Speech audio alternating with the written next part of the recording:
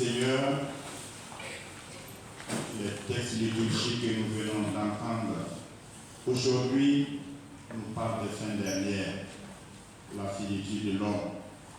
Ces textes s'inscrivent dans la dynamique de la fin de l'année liturgique. Comme vous le savez bien, dans 2 semaines, nous serons à la fin de l'année liturgique. Et à cette occasion, les textes liturgiques nous invitent vraiment à réfléchir sur la fin de tout homme et la fin de chacun d'entre nous. Comment les choses vont se passer après cette vie. Et la parabole que Jésus a donnée dans l'évangile essaie de donner 3 moments. Il y a le temps de l'attente, voilà le temps où les jeunes filles ont été invitées, elles se sont préparées, elles se sont rendues à la porte des banquets, et cela aussi explique le temps que nous vivons.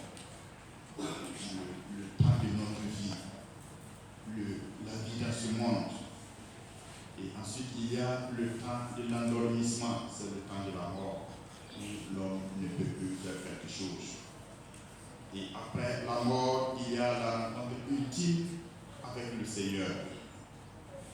Et les personnages qui ont été donnés dans l'évangile, l'époux c'est évidemment le Christ, Dieu que nous allons rencontrer à la fin des temps. Et l'Église jeune vierge peut symboliser toute cette foule de chercheurs Dieu, tous ces assoiffés de Dieu, toutes ces femmes et ces hommes qui sont en enquête de Dieu pendant leur vie. Je pense que ici, dans cette parabole, tout se joue autour de lui, puisqu'il est dit que les insensés ont manqué de lui entre-temps, et c'est cela qui leur a valu qu'elles n'ont pas été accueillies, et les prévoyantes, elles qui en avaient toujours, cela leur a permis de rencontrer l'époux, rencontrer le Christ. Et je pense qu'il se serait bien que vraiment nous nous arrêtions vraiment sur cette question de vie. Et quand on pense, quand on médite profondément cette vie dont il est question ici, on peut lui donner plusieurs sens. Mais je voulais seulement qu'on donne à cette huile le sens du bien permanent que l'homme va faire dans sa vie. Alors, ce que nous faisons dans cette vie, le bien que nous faisons de façon permanente, c'est ce bien qui sera réactivé à la fin du temps, comme une lumière, comme une lampe, pour que nous puissions nous tenir devant le Seigneur et pour qu'il nous reconnaisse comme un des siens, pour qu'il nous reconnaisse comme son disciple, pour qu'il nous reconnaisse comme son frère, pour qu'il nous reconnaisse comme fils de Dieu, comme temple de l'Esprit Saint. Alors, ce bien permanent, nous devons vraiment travailler toute notre vie durant à l'accomplir. Il faut faire attention, j'insiste permanent, parce que vous voyez les 5 vierges qu'on dirait folles là, quand elles partaient à la noce, elles avaient de l'huile. Mais entre-temps, cette huile a manqué. Parce que les autres en avaient toujours, ils avaient fait des réserves. Voilà que cela n'a pas manqué. En fait, dans la vie, là, il faut faire le bien en permanence. Il faut travailler à faire le bien en permanence. Il ne faut pas faire le bien en passant. Oui, les vierges prévoyantes avaient de l'huile. Certainement, ils avaient fait du bien à quelqu'un, ils avaient donné des sous à un mendiant, ils avaient donné à manger à un pauvre. Une fois en passant. Cela ne suffit pas. Il y a des gens qui se disent, voilà, moi j'ai fait ça hier, j'ai fait ce bien-là hier, ça suffit, il reste aux autres de faire. Non, il faut persévérer jusqu'à la fin. Il faut persévérer dans le bien. Il ne faut pas s'arrêter de faire le bien. Il ne faut pas regretter de faire le bien. Il faut persévérer dans le bien. Et tant que nous persévérerons dans ce bien, à la fin du temps, quand il faut aller à la rencontre du Seigneur, il n'y a pas de peur. Il n'y a pas à s'en faire. On part à la rencontre d'un ami. On part à la rencontre de quelqu'un qu'on connaît, qu'on aime et qu'on a envie de rencontrer. Alors, à ce moment, le temps de l'endormissement, le temps de la mort, ça ne sera pas un temps qui va nous préoccuper, ce ne sera pas un temps qui va nous embrasser, puisque nous devons passer par là pour atteindre le Seigneur. Frères et sœurs, notre salut, c'est aujourd'hui et maintenant. C'est maintenant qu'il faut travailler. C'est maintenant qu'il faut revoir sa vie, revoir sa façon de vivre sa vie chrétienne. Vous voyez, les dieux insensés, ils disaient Seigneur, Seigneur, ouvre-nous.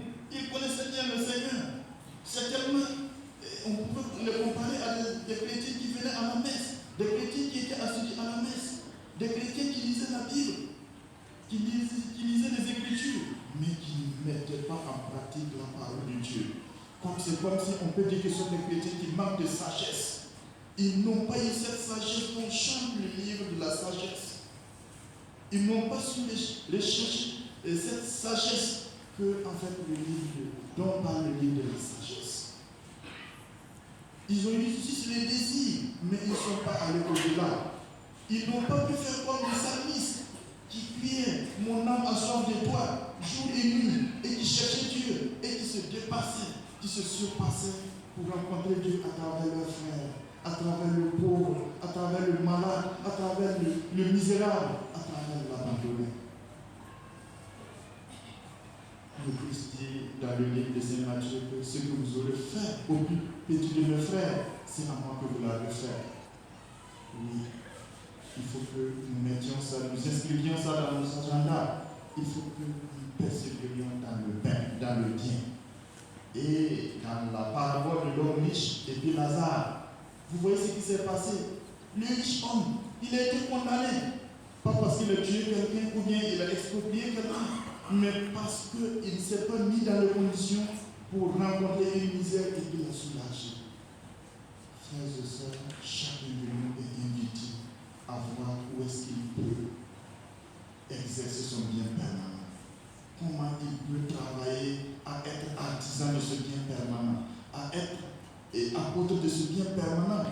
Ce bien permanent peut avoir pour nom le pardon, la miséricorde, l'attention aux pauvres, la fraternité.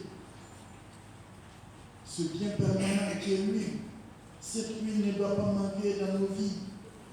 L'huile de la charité, l'huile de la charité, l'huile de la fraternité, l'huile de l'hospitalité, l'huile de l'entraide.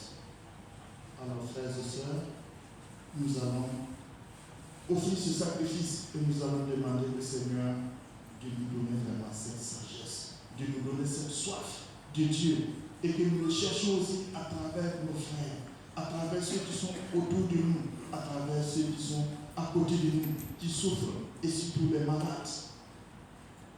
Surtout ceux qui sont dans une situation que, sauf s'il n'y a pas notre action, si nous ne faisons rien, ces personnes risquent de guérir, ces personnes risquent de souffrir davantage. Alors que le Seigneur nous vienne en aide, que sa grâce nous accompagne, qu'il nous écoute et nous exauce, lui qui vit et règne pour les siècles des siècles.